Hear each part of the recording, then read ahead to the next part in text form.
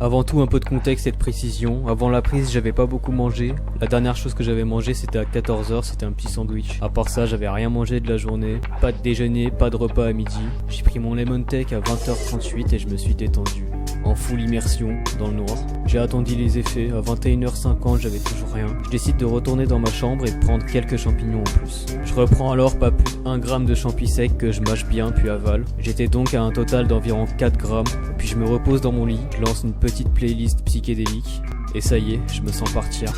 Puis toutes mes pensées et les choses que j'interprétais sont devenues vraies. J'ai fermé les yeux et là, Mario dans le désert qui essaye d'arrêter des tornades de sable et des tempêtes de poissons volants. C'est particulier, ça m'a bien fait rire 30 minutes d'affilée. Et cette espèce de musique égyptienne qui me faisait à moitié danser et bouger mes bras. Vraiment une perfusion de conneries en intraveineuse non-stop, comme si un flux d'énergie euphorique me faisait délirer.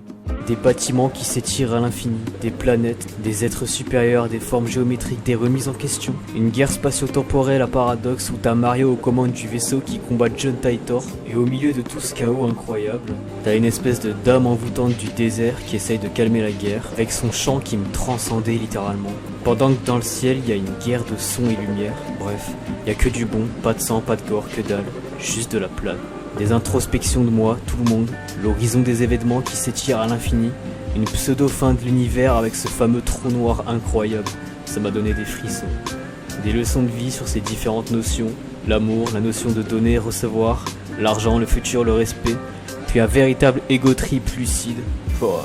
Une vraie sensation d'omniscience, comme si je passais de Dieu complet à simplement un espèce de singe qui juste aime faire de la musique. La sensation d'être un dieu puis plus rien, et pourtant d'être quand même comblé. Ça y est, je sais toujours où je suis physiquement, mais j'ai complètement perdu la notion du temps, mes repères. Je sais plus s'il est 23h ou 4h du matin. Je suis un singe après un dieu, la vie est magnifique, complexe et brutale.